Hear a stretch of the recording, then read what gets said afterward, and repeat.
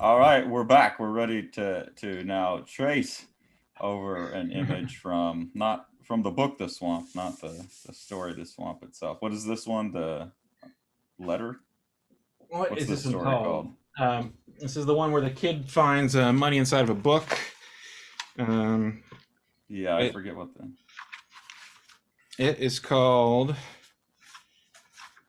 The Second-Hand Book. oh the second half book. Oh, the letter was the one with the Yeah. the guy burning the other guy. Okay. All right, Spoiler so warning.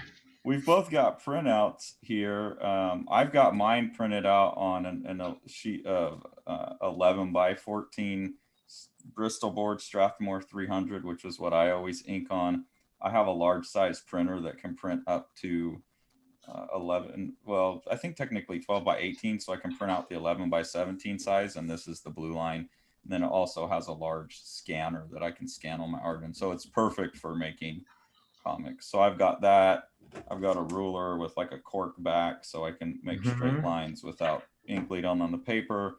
Someone already asked me in our first video, what's that glove that I was wearing? It's not a wrist brace. That was their assumption. What it is called an anti-fouling glove, and it's for drawing on tablets on the computer. The tablets are plastic, and when you move your hand across them, especially if you have oily skin like me, it like stutters, and you mess up your line. You foul the line. So these were created for that, but I find them very useful also because the same reason I can move my hand around on the paper without stuttering, so I can get cleaner lines. It also keeps the oil of my skin Right. off the paper, which will mess up the ink sticking. And for my Especially, drawing students, when we're using pencils and shading, it keeps from the pencils from smudging too. So I don't know why this was something that didn't get invented before tablets. Like I remember Dave talking about Bob Burden, right? The guy that did yeah, Flaming Carrot. He would cut holes in a sock. I remember Dave talking about right. that. So people have been doing makeshift versions of this forever. I don't know why no one ever came up with one. Well, Um, especially if you ever use that toilet paper they used to ink Marvel comics on, uh, and occasionally this is a company called Blue Line Pro that yeah, sells supposed comic paper, and it's just the worst oil receptacle you've ever seen. It's like this side of a pizza box. You get your hand on there, and you had a little bit of hand sweat, and the next thing you know, the lines are all splayed out. You drag your tool through the oil puddle essentially, and you like got an oil slick started. It's just absolutely heinous paper, and it's made way worse by the ink stuff. So and that's you're what I used to buy as a kid. They sold that in the comic shop. So when I was a kid wanting to draw comics, at 10, 11, 12, 13, 14, I would go buy that stuff because it was comic paper and it has the blue lines and all of that. right. It's real nice. But, I never knew how pros got crisp lines like they got. I didn't realize it was because I was using crap paper. Well, speaking of Oh, crap paper, that's what yeah. I've got for mine. So we will Okay. see. You just got a printer paper Well, printout? I have a paper printout, and we will experiment and see how this does. This is literally just copy paper, Okay. um, and it's got a slight bit of like a coating to it. So it's possible that this will take ink, and maybe it won't, and maybe I will trace it real quick while you are starting yours. That's a We'll little find out. shiny, huh? What's that one behind? Is that also, there's like So, a, yeah, same paper. It's just darker. So I printed okay. them out with as a cyan screen, and this one is 50%, and this one's like 25%. Yeah, I think I have mine at 50%, which is darker than I normally print it, but That'll uh, show up good on the camera there. yeah, that's part of what I was doing. What kind of pins are you going to use then? Well, I was looking through the old box here. I was looking at these Oh, lines, and Alphonse Mucha. right, yeah, Yeah. Muka developed, among other things, designed Whitman chocolate box. Believe it or not, and Yeah, I've got one here, and it's hot, from the and it South has Monday Club. inside it a bunch of new old stock nibs, and the one that I'm looking for is something that has a blunt tip to it. Um, what they used to call like a school pen or a rounded point pen, and sometimes they can be fairly fine still, but something like this Esterbrook here is a 355. This is meant to emulate a Ooh, July. Move it pen, forward a little bit. There we go. and that's just like razor sharp. This is what's called a lithographic or a drafting pen, and so I don't want something like that. I'm going to want something that's like got a blunt tip to it. Sean's going with actual real sexy tools. Why are you choosing these ones in particular for this pen? That's what I'm looking at in this page. Almost all of his stuff looks like it was done with to me, it looks like it was done with a rounded tool. It has a slight bit of taper to the lines, and obviously he can get thick and thin, but he doesn't have a lot of like sort of, what you might associate with a crow quill, the lines that come to a true taper, or like angular lines, or like, this is a blunter kind of tool. Although, never know, if you saw something that was reproduced from the original art, you might change your mind. Maybe there's a little bit more nuance in the original artwork, but Yeah, and to me the lines are pretty thick. Like, so that's thicker than, like, if you're getting consistently thick lines like that out of right, something like a Speedball 102, Hunt 102, you're pressing pretty hard the whole time, right, and that nib's gonna blow out. It's just gonna snap. And so the exactly. lines look really thick to me, which in my mind starts. I just go, when I see thicker stuff, I go to brush. Okay. I'm not used to drawing with really thick. If I'm using a pen, I'm using like those really thin. I'm trying to Yeah. get thin lines purposefully. But I don't know. I would have to get a hold of some of those round pins you were talking about. It'd be nice. The other thing that suggests, like a round pin, or to me a brush, is that he's making a lot of like circular or elliptical shapes, and they seem very, like on the handlebars here, it seems like Right. a very clean one line, which with a pointy tool like a 102, especially trying to round corners like that, you would be catching the paper and flicking ink. So Oh what no. I've got, Yeah. I've got cheater tools here. This probably surprised you, Sean. I've got a brush pen. This is jetpen.com. You can get a lot of the tools, modern tools that they use for inking manga, because Japan does way better with pens than we do. So this company, Zig, the Zig Mangaka Flexible Fine, it's a brush pen. Okay. So I like that. It's got a pretty firm, like felt tip, so I can get a consistent line weight out of it, but I can also press and get thicker, and then it goes pretty thin. And then I've also just got one of their just like pigment liner pens. It would be similar to like a micron or something like that. Okay. So I'm gonna go modern and cheater on it, but I think it will recreate the look of what's in this panel pretty well. And I've got a 0.8, and I'll grab a 0.5 and 0.5. I don't think sorry, go ahead. Here's that splaying we were talking about right there. My first few lines on here. So this paper is not going to work for me. So while you start yours, I'm going to copy this over onto another sheet real quick. Okay. Yeah, and this actually something that would benefit on that type of paper. Sorry, we're going to get ambient noise here, rustling through pins. That's just going to be part of making art videos, I think. Yeah, part of the experience of being an artist. I don't have any 05s. What happened on my 05s? I had some 05s. I have 005s. Those are very tiny. Okay, I'll just work with the 08. Oh no, I have an 05 pulled out already. I'm such a dummy. Anyways, something that on that paper that Sean's got, if you're working on printer paper, use brush pins, use a brush, use tech pins like this. That wouldn't normally be my recommendation for inking, but they're not going to rip the paper up and bleed in the same way. It might still bleed a little bit, just because printer paper is not meant for doing this kind of drawing on. So I'm just going to mostly use the tech pin, and the 08 is a pretty thick one. I'm just going to use that to rule the panel border because it's a thick border. It actually looks to me like maybe they didn't even use a ruler for this bottom line. Yeah, I was The other wondering. lines look straight, but the bottom of the panel looks hand done to me, which is weird.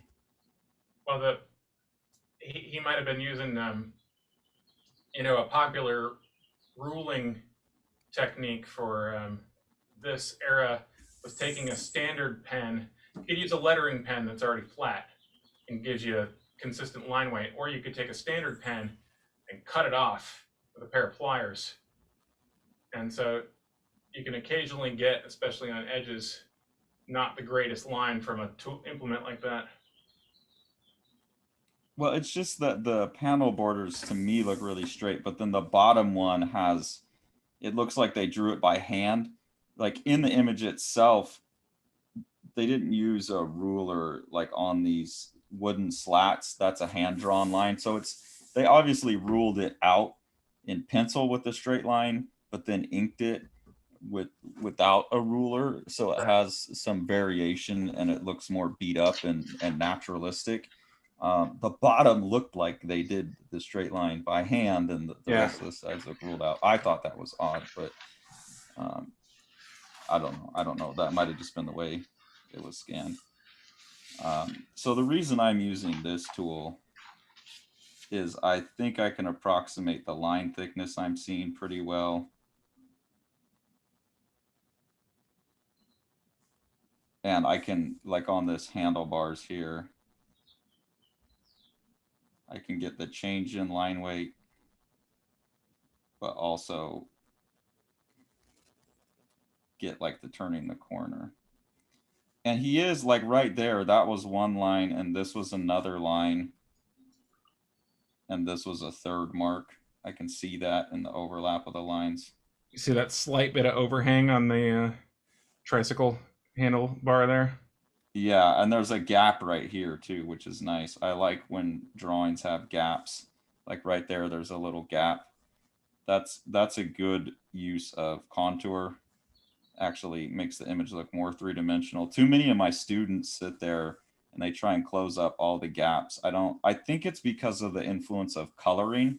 Exactly right. The Computer coloring, if you don't have gaps, it's easier to just use the paint bucket tool. That's a good. So I'm just about to say that damn paint bucket tool.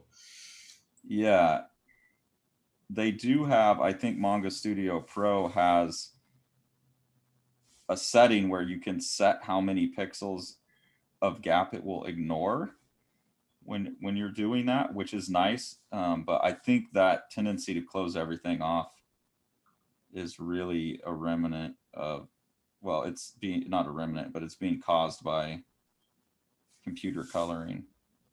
From a drawing standpoint, it's really not the best thing. It will flatten an image out. I mean, there's certain artists that pull it off really well, but it's something I would normally harass a student about pretty badly.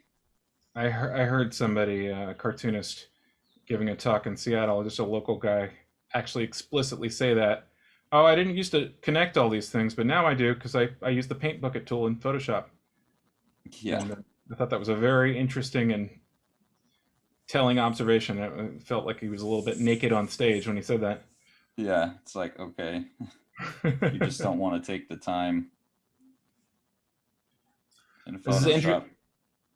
This is interesting. You're working on top of the finished image, and I'm having to sort of re-synthesize some of the probably design rationales by drawing it out like this. This is nothing like what it would look like if I had penciled this myself. You'd see a lot of guidelines and construction lines and things like that. Yeah, damn, you're quick. Let's see. I'm going to ink this in the order that I would have inked it, which I don't think is probably what he's done here, but I'm going to go ahead and do it anyway because I can. If I was inking a panel like this, I would start with the brush first. And the reason is because anchoring the page with those big blacks gives you an idea of how much you need to do with the other values. So even though I think this is probably the last thing he did, I'm going to go ahead and do it right now. Why do you think it's the last thing he did? Because the blacks look sort of purposefully designed to me in a way that It's not necessarily the thinking that I'm talking about. Um, for me, putting in blacks is like how many other values do I need to have? Like, unless you can see where the black is and how it fits on the page, you could waste a lot of time doing a lot of cross hatching or value buildup that's not Yeah. useful. Whereas this is just like, to me, it just looks like he looked at the page and was just like, those three things are black.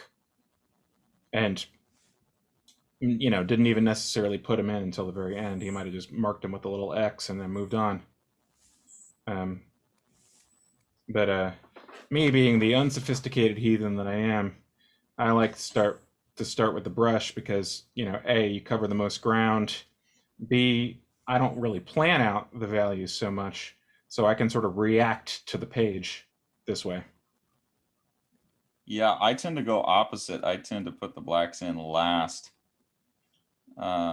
So I can make this. Well, I don't know. As you watch me ink, especially this where I'm tracing, it's so easy when you're just tracing someone else's decisions. Right. Just wander around to whatever catches your eye. Yeah. No, it's true. I also tend to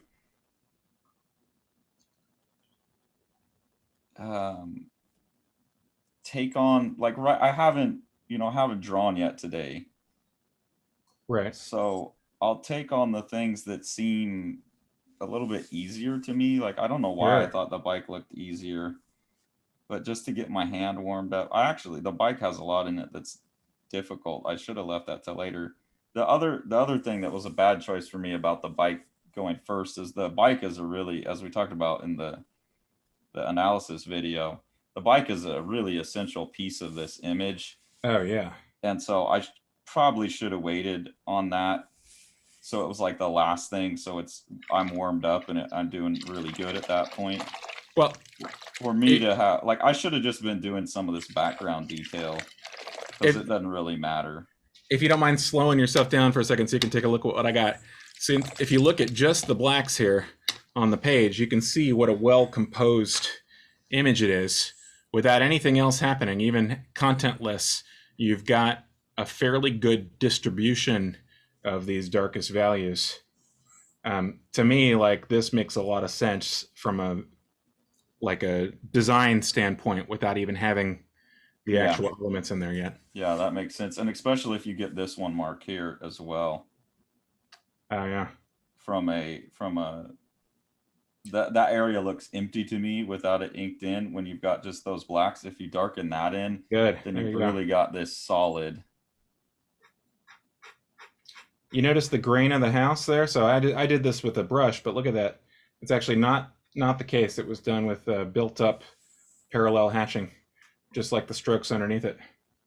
Yeah, it looks to me like that maybe is a little bit filled in. Right.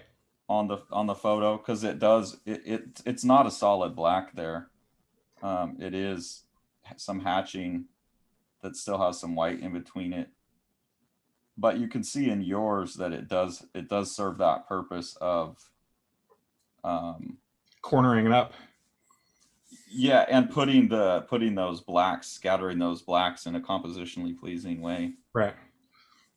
But yeah, to me that looks like he did a bunch of thick. So I'm not going to trace that exactly. That's one of those moments where I'd go for the spirit of it rather than an exact,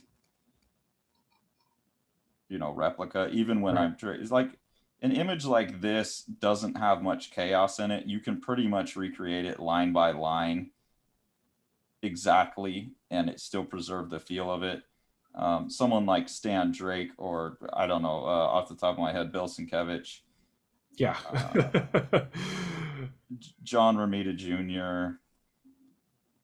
Their lines are they happen very fast. Like you can feel it in their artwork, how fast it happens. And Eddie if you Campbell. sit there and go slow to capture each line being in the exact right place, or, if they've got 5 lines, I better get 5 lines. No, you're going to go too slow and it's not going to look. So you might as well risk getting 7 lines, but preserving the feel of it. I was talking to Eddie Campbell the other day on the old emails, and he was relaying to me the anecdote I had seen on his blog a long time ago when he was visiting with Dave, or Dave was visiting with him, and he took a page that had been mostly done by one of his assistants on From Hell, Pete Mullins, and was looking it over, and went and whoop, added a bunch of those scribbly lines on it, and turned it from a Pete Mullins page into a roughly Eddie Campbell page, by adding those characteristic fast lines. And it's amazing what a few little moments of dynamism like that can do. And you could not trace those lines exactly. No. Like, you have to have that speed to it. And their particular hand, like, Right. my hand just doesn't move in the way that anyone else's hand moves. I can mimic certain things pretty well. So something like this is easier to me because I can trace each line exactly and just focus on line weight. That gets a little chaotic up there, so I'm going to go for the spirit of it, which I think is more important than exact fidelity. I think younger artists are looking for, like, if they were trying to trace something, are getting caught up in exact fidelity. You know, you're saying about the hand, I find it difficult as a left-hander to make someone who has a lot of characteristic movements in their line weights. For me to make it exact, I really do have to kind of flop things around a little bit. You see these thicker contour lines on the side here. It's easier for me to rotate that page, which I'm assuming is not the case for the actual artist. And we were talking about that on the Strange Death of Alex Raymond video. Well, I was talking about how lines cap off one way or the other depending on which way you drag the pen. So, like, a line may have a tilt like this, or a line may have a tilt like that. That would have a lot to do as well. So when I have a line that I want to tilt this way, I'm going to have to tilt my hand up like this and hold the pen from the top. If I want the line to cap the other way, then I grab it from the bottom. And you can see that there's an angle going this way versus an angle going that way. And that has to do with, is my hand here or is it here? So that's how I'm partially accommodating for what maybe changes. I don't know. I don't know who was, drawing with what hand, but it's something I learned to see, because sometimes you do want those lines to just cap off in certain ways. And also, we talked about the desire to not spin the image very much. When you're inking something like this, where you're just trying to recreate the line, it's very easy to just spin the image. But when you're actually producing the image, more like Sean is, he's trying to, not just trace it, but see it as a totality. You want to keep it more straight. You want to see what the end result's going to look like. So right, you have to keep your eye on the prize. Manipulate your hand. Okay, you want to see this panel board is freehand. Here you go. Yeah, that looks like what they did. Look at that steady hand. What time is it? We are not doing this at midnight after a few drinks. No. Well, it's like 2:15 for you there? Yeah. I'm going to brace my hand right here. I got a little wobble there. But you notice that the line weight, it's just, I actually went a little heavy here, but very easy to accommodate with this kind of pen. So this is very similar to what he would have used. Yeah, and you're getting those thick lines. And I'm not used to getting thick lines out of nib pens. Well, this is a very different kind of nib. I'll send you a few, but these are all eBay buys from me. The best abbreviation I've ever bought or ever learned what it is on eBay. NOS, New Old Stock. So where are they getting those from? What is that exactly? Estate sales. Okay.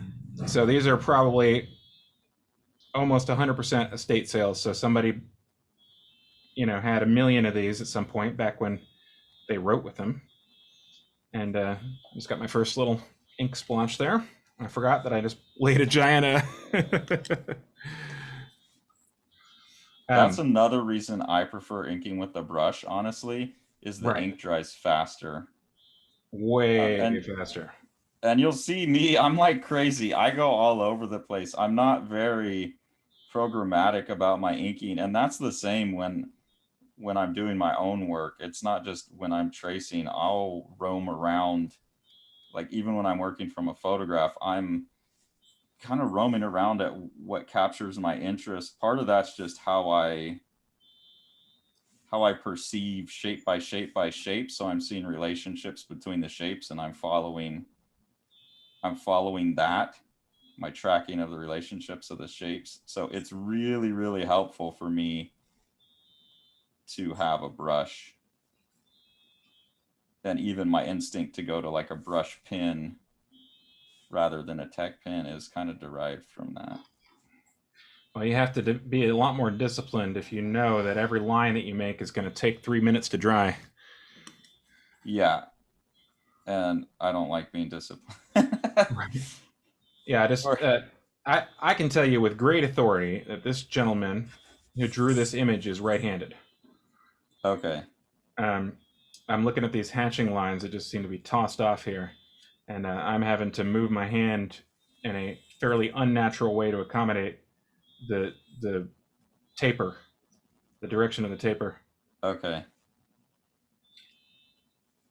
See, that's something that I've worked on being able to do it both ways. Right. And it's weird, like we were talking about, okay, well, maybe let's do some Jim Lee stuff. I think I was actually talking about that. I just did the video where I was doing the Rip Cerebus for our Kickstarter campaign. Me and Dave are collaborating on an image, and I was inking that, and I was saying I don't know why. Sometimes when I'm doing a taper, I start thick and I end thin, and sometimes I start thick and like flick it out for the thin, and the Mm-hmm. effect is largely the same. Huh. So I don't know why I choose which one to do when I choose it. You're where are you at that you're doing the tapering? I was finding on his. There's a mild amount of taper on all the hatching that's on his hat and his back. Yeah. This hatching I've totally messed up. This is uncharacteristic of the original image in every way possible. But that's what I get for going while I was still warming up for one of the most characteristic areas. But I think, yeah, that's why I shouldn't have touched the The bike, the yeah, trike, I yeah. shouldn't have touched the bike. Yeah. So I'm gonna But beat you on the bike then, and you're gonna beat me on the figure here. yeah, I do find that I can go like thin to thick, thin to thick, thin to thick, or thick to thin, thick to thin, thick to thin with about the same result. I guess if I go up, it's thicker at the bottom than if I go down.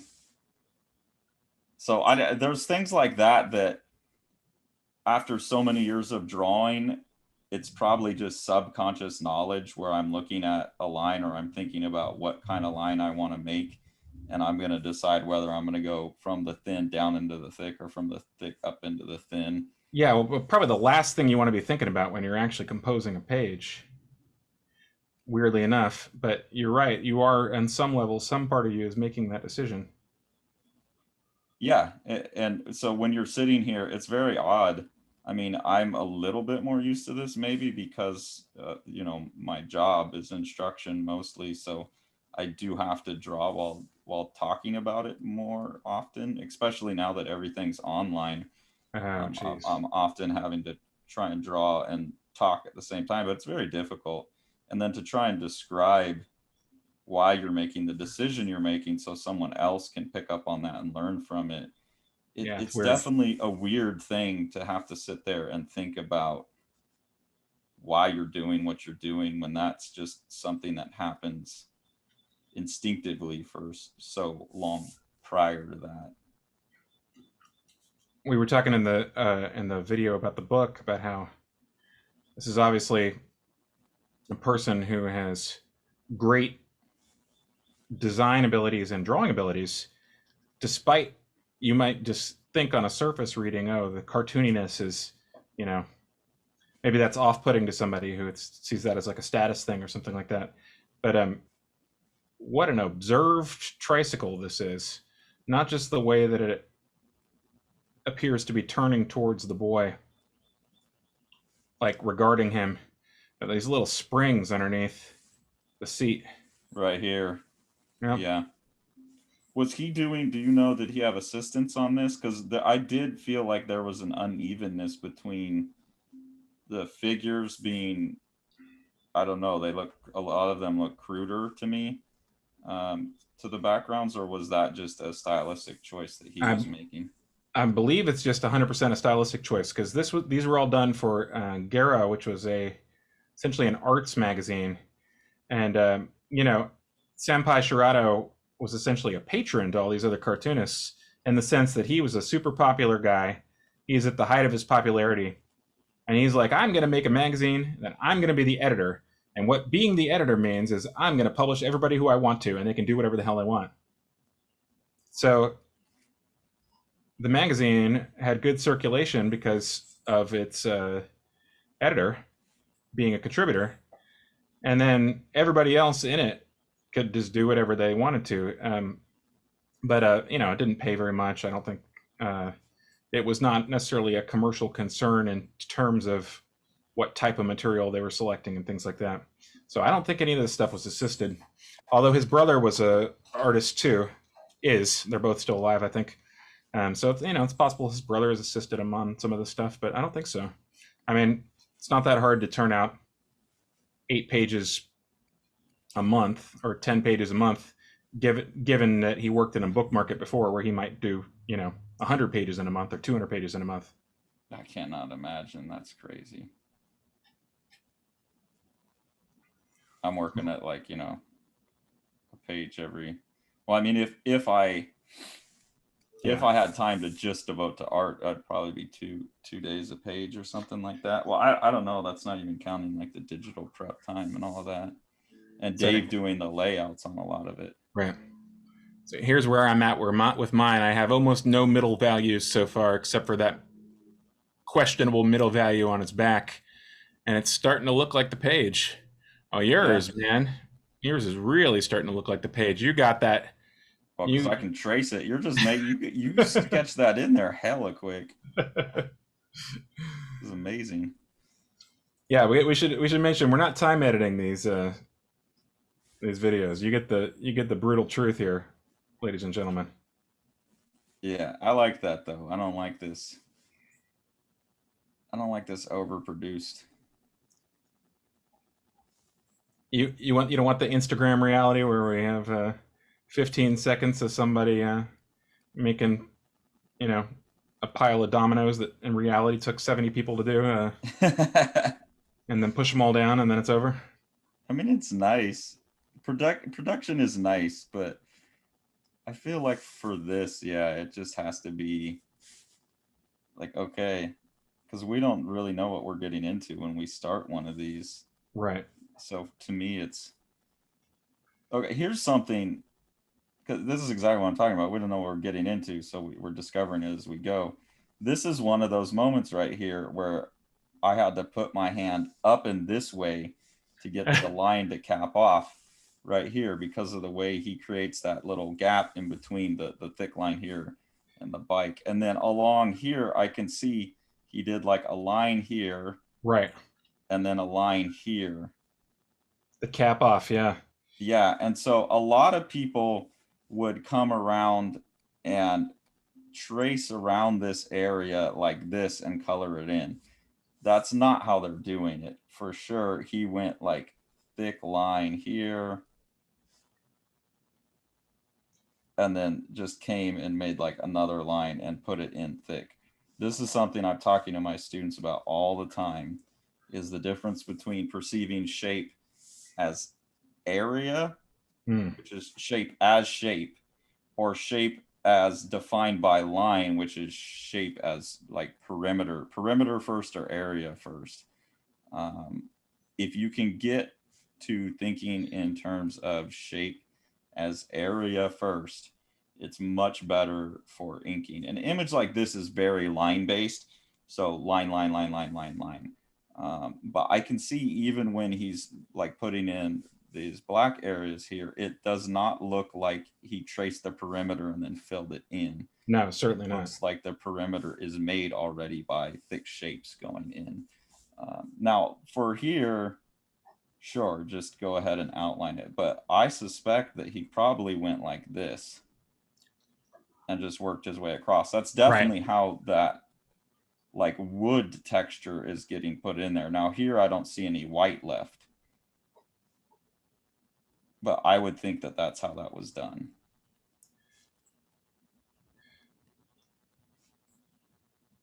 I'm finding it interesting to copy these ticky tick marks and sort of try to think about it as somebody else's ticky tick dirt marks rather than mine, because I have a characteristic dirty parallel line thing that I might go to on a page like this. I think that the speed that I'm doing it at is actually not correct. If correct means exactly like his. And these are like slightly more deliberate lines that I'm making. Yeah, it's really interesting. We talked about that in the Strange Death of Alex Raymond video too. Speed and spacing. Right. Like different Spacing, artists have different natural space. Like, so if you're trying to learn someone's style, that's something that I had to pay attention to is, okay, this artist spaces them like an eighth of an inch apart, and this artist spaces them a 16th of an inch apart. And that is just part of like the indication of their style. When we talk about monsters, actually, that's something that I want to talk about with Barry Windsor Smith. Oh yeah. Because that book actually looks a little weird to me. His lines are thinner and the spacing's different than I'm used to with the Barry Windsor Smith. And I think it has to do with the tool change. So it was especially weird to see an artist that to me has a very, very like recognizable way of using line kind of operate different than normal. Like it still looks like his work, but it almost looks like someone else is inking it. I'm curious to see it. It's on its way to my house, so I'll be able to read it next week, hopefully. Oh man, you're in for it. It's So dark. If we're talking about dark stories with this, holy hell, is that a dark story?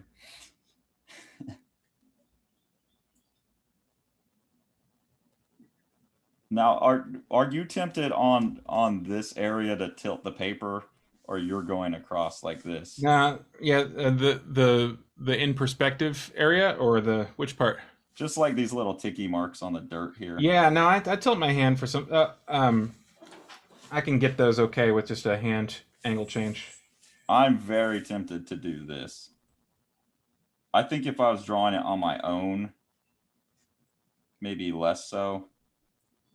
I tell you why I'd like to retain the original direction for this is because they roughly follow the perspective, and I find that is a very difficult thing to.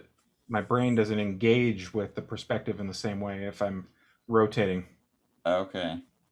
I think the reason I'm tempted to turn it is they curve up a little bit. Right. They look a little bit lumpy, and when my hand makes a line, it tends to curve on the curve of my wrist here.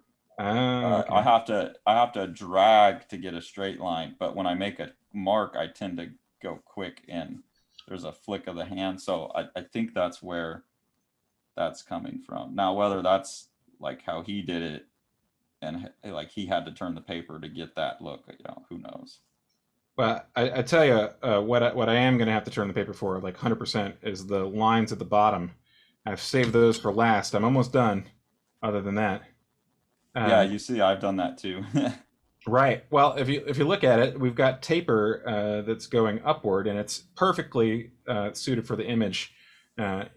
You've got this area here being darkened and thus pushed back, giving emphasis to the figure and the subject. But I just can't taper a line upward like that at that angle with my hand being me being left-handed. That's just not going to fly. So I'm going to have to swap it that. And if this was my page, as in if I was, thinking this out, what I probably would do is put in guidelines. So I'm going to go ahead and do it. I'm going to put in some directional guidelines for myself.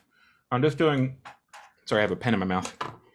I'm going to put in some directional guidelines for the first layer of hatching. That doesn't mean I'm going to hatch over this exact shape here. These are just to help me retain the perspective.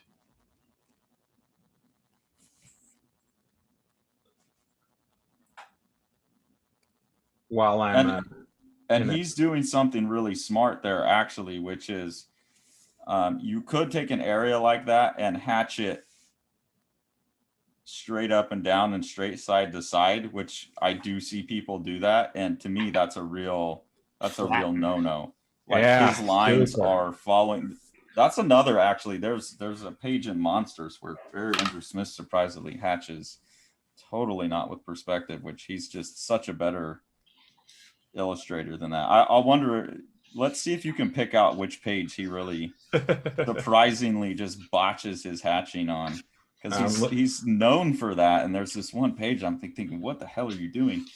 Because these lines follow in a way that show, the motion of the street coming towards you. They're directional marks, is what I call them, directional mark making, that help me understand the volume of the surface. We talked about that in the Strange Death of Alex Raymond video as well.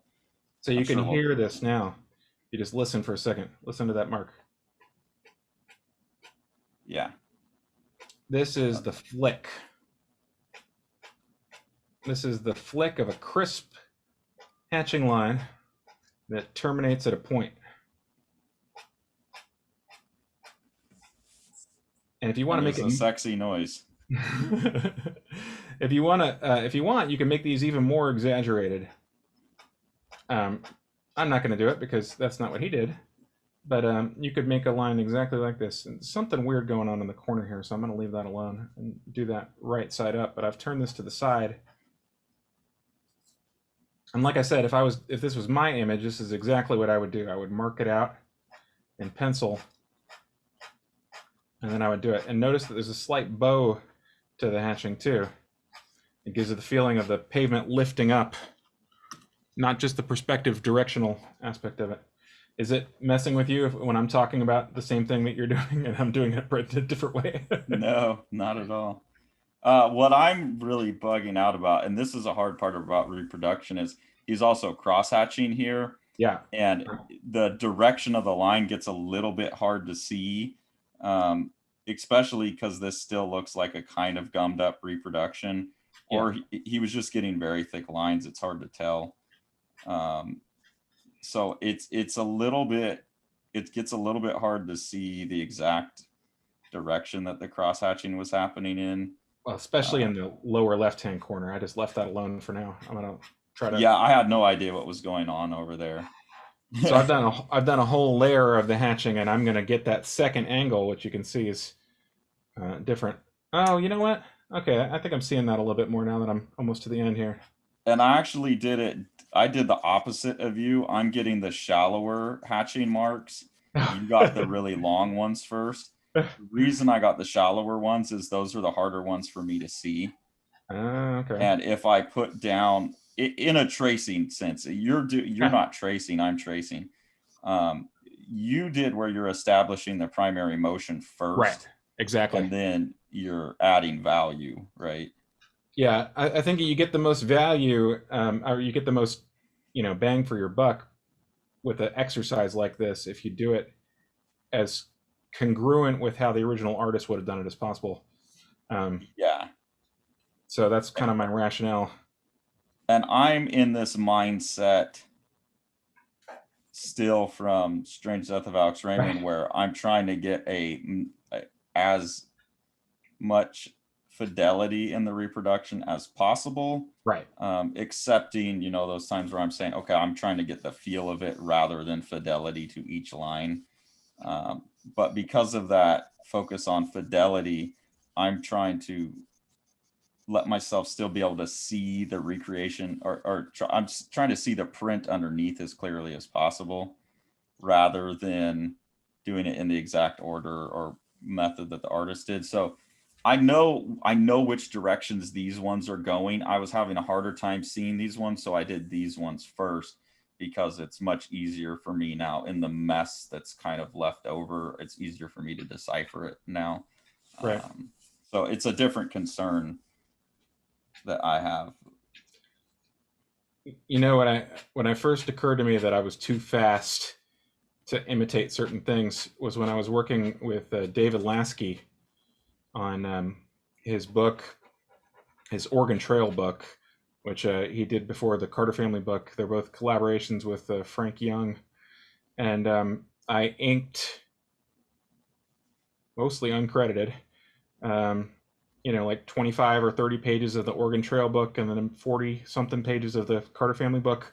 Okay. And I had samples of David's pages, and I just could not, for the life of me, imitate his actual hatching.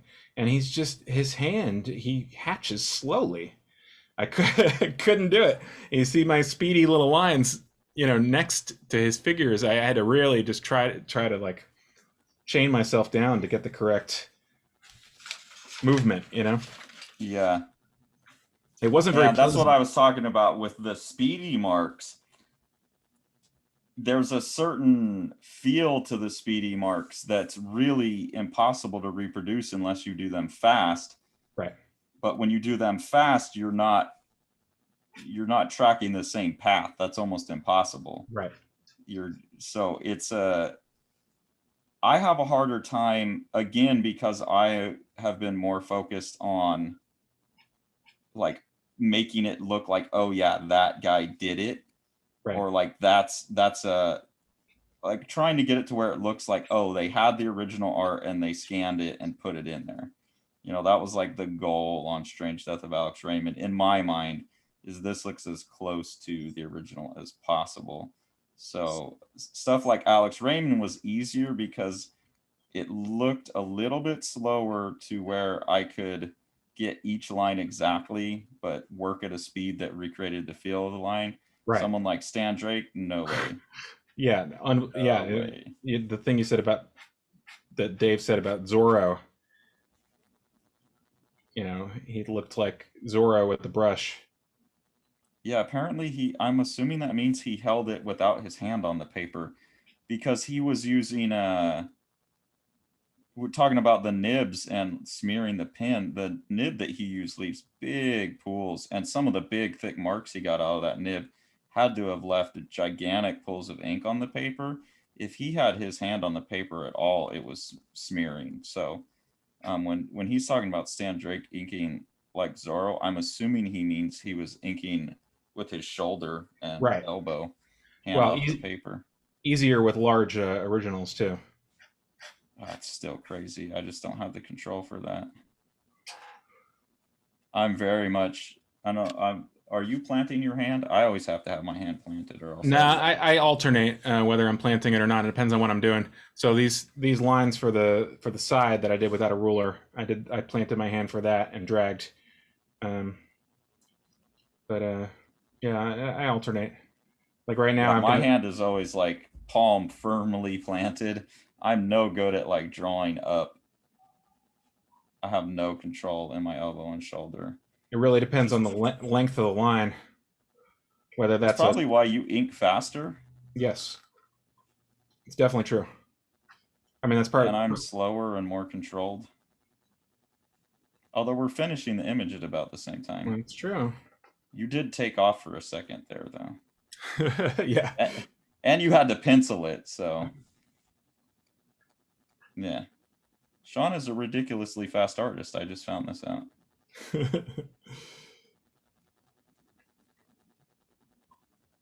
I'm having a hard time, and it could just be the tool I'm using, getting that gummed up look. I mean, that's probably not a bad thing, but if that original art was a little bit more open, clogged, I'm having a hard time reproducing it, especially in this lower left corner. I feel like there's a third direction of hatching that I'm missing in I that think you're corner. right. And I'm seeing I missed a little bit of the, yeah, And I what don't is know it? which way it's going. It might be almost horizontal. That wouldn't really make sense, but that seems like I that would do the trick. I think it's like coming across like this. Oh, okay. That would I be, don't know. yeah. By this point, I see, and this is why I did the thing where I had the lines I could see more easily. Because once you get this, when you're trying to recreate something, once you get this much black on the paper, you can't really see the print anymore. So Right. it's way more guesswork. I'm just seeing that it looked more filled in, so I'm just going back and doing more hatching. Well, let's see what. I got the line weights not quite right on the tricycle. I think that it needs a thicker contour to set it off a little bit more.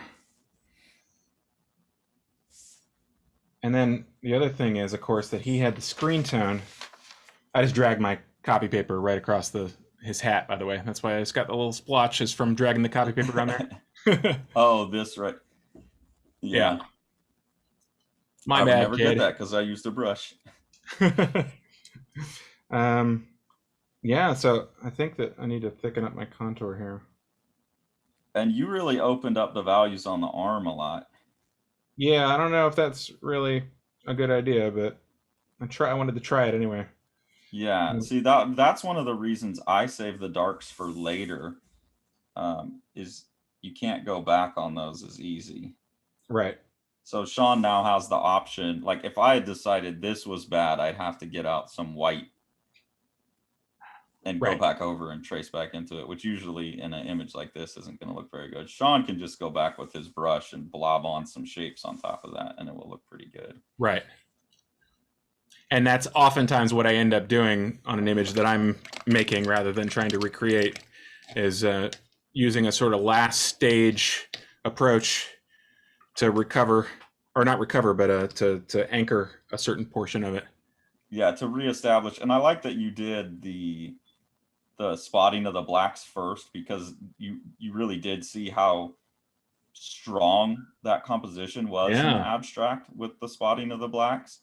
But that is also something when you're going back and you're trying to, make the composition work again. It's like, oh, this area, it just feels a little imbalanced one way or the other. I'm going to Right. plop some black over here, plop some black over here.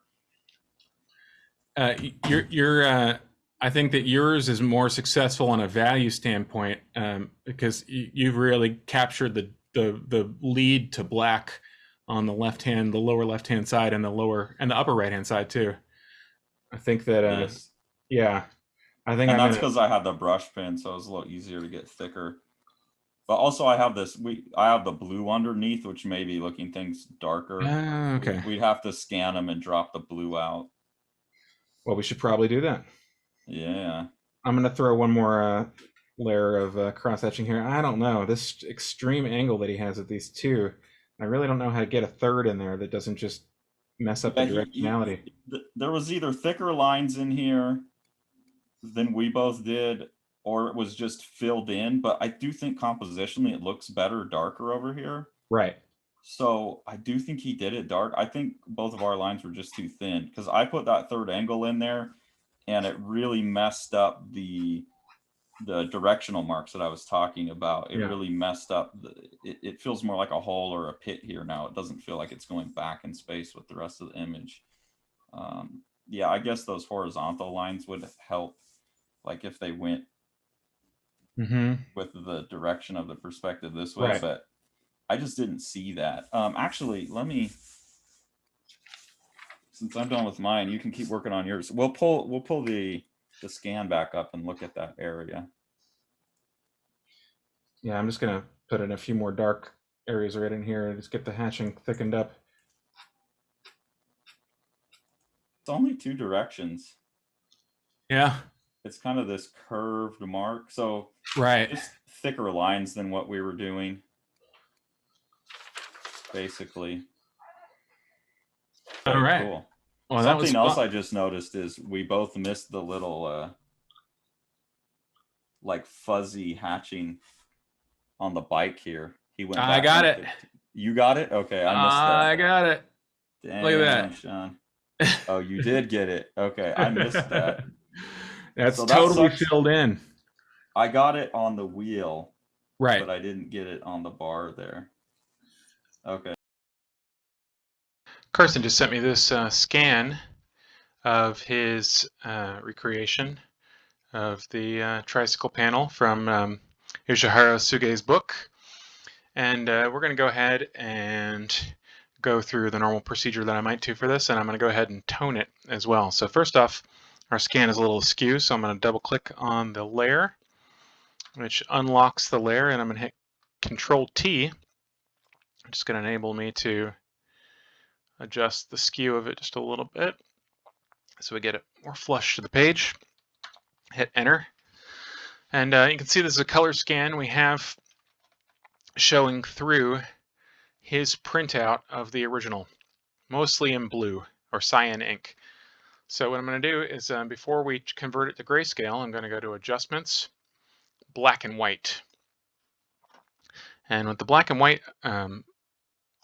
setting in Photoshop, you're able to adjust not just color channels, but color in general to get rid of that specifically. You can see just a mild move of the cyan immediately made all of the print through go away. So that's what it looks like after that, and this looks like it is perfectly ready for cleanup. I'm going to do a teeny bit of cleanup on it. I'm going to get a white brush. I used B to go to the brush tool, and then I used X to change to my white. And now I'm using my arrow tools to resize my brush. I'm holding Shift to make a straight line. I'm just going to knock out of this all that right there.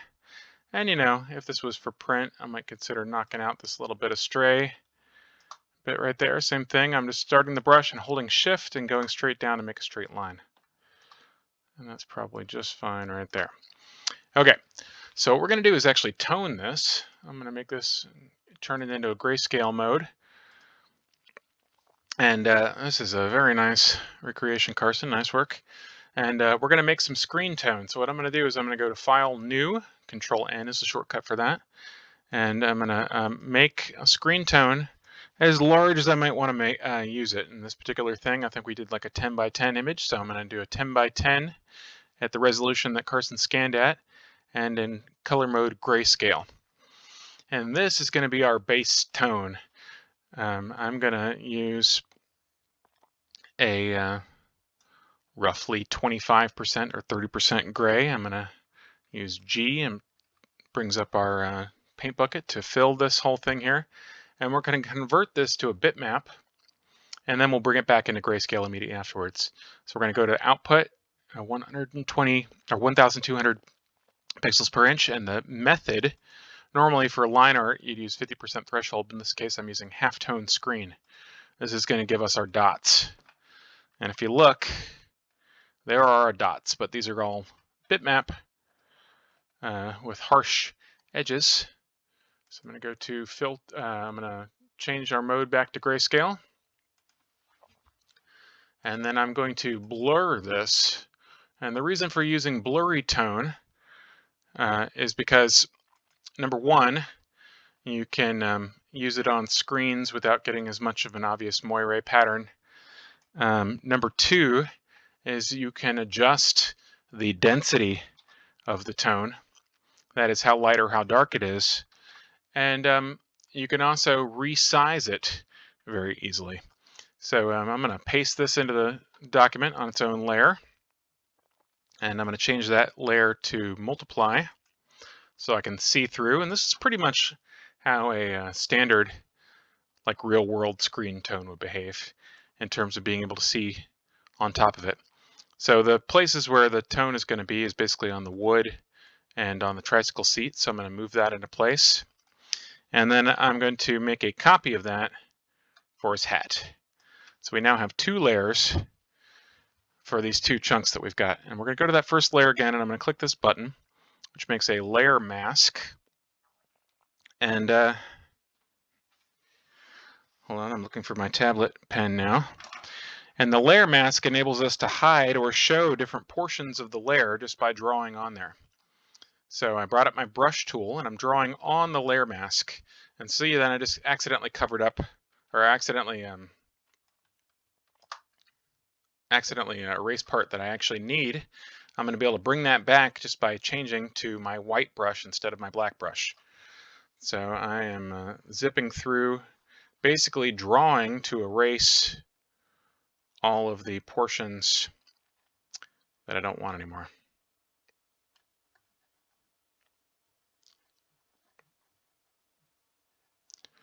You can obviously do some of this with selection if you prefer, but I personally like to draw it in for anything other than the most mechanical purposes.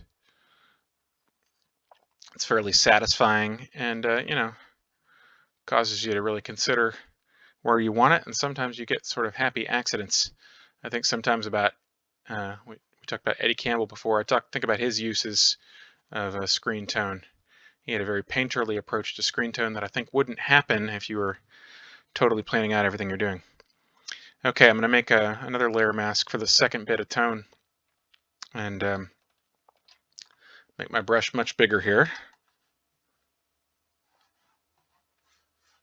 And in the original drawing, there's the white highlight on the cap. Presumably the cap is shiny on that portion, and there's also a little white band.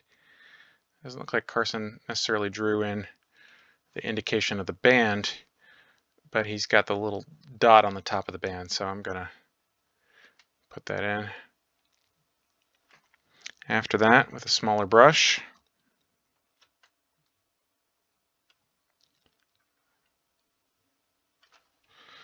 all right, now this screen tone is actually a little dark for what we're looking for, so I'm going to lighten it up a little bit. I'm clicking on the screen tone itself now, not the layer mask.